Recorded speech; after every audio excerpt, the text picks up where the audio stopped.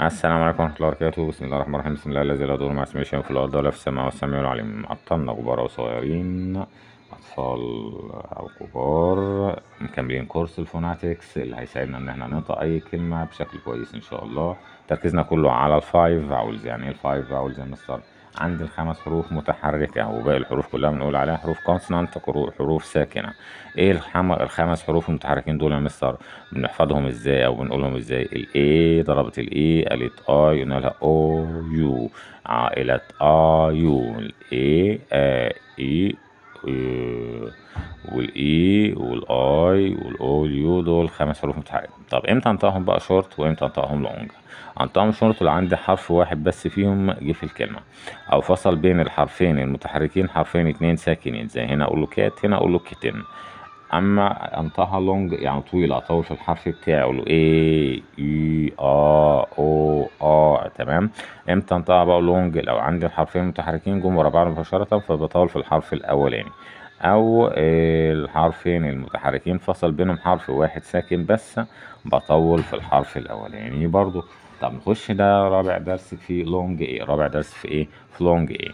هنا جايين او هنشتغل على مجموعة مجموعة اي اي ان، مجموعة اي اي ان. شوف الكلمات بتاعتنا: رين، فين، ترين، جين، لين، بين.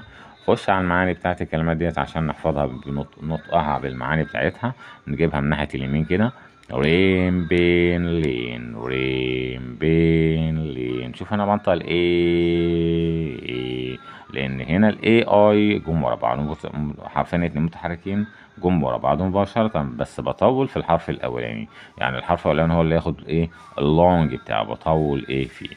ادي رين، بين، لين، جين، ترين، فين.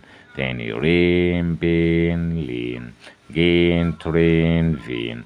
جايب لي بقى مجموعة تانية عشان أعود لساني على كده، أو أي كلمة فيها المقطع ده هو أقدر أشتغل عليه.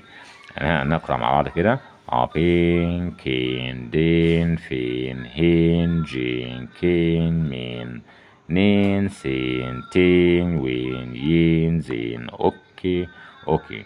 الله يا مستر، هي الاي اي ان تتنطق بقى زي مين؟ المجموعة اللي احنا خدناها في الفيديو اللي فات، زي مجموعة اي ان اي. يبقى اي ان اي قريبة ليها في النطق اي اي ان، لكن هنا برضو بطول في اللونج، هنا بطول في الاي وهنا بطول في حرف الاي. هنا هنكمل بالحرف المناسب، نكمل بالحرف المناسب. كمل حسب بقى كل صورة نختار الكلمة بتاعتها، وهنا نختار برضك هنكمل بايه،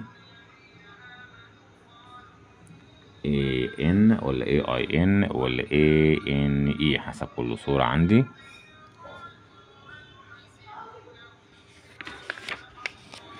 هنلون الصورة اللي بتحتوي على حروف اي اي ان، وانا بقى جايب لي مجموعتين الاتنين مع بعض اللي احنا اتكلمنا عليهم.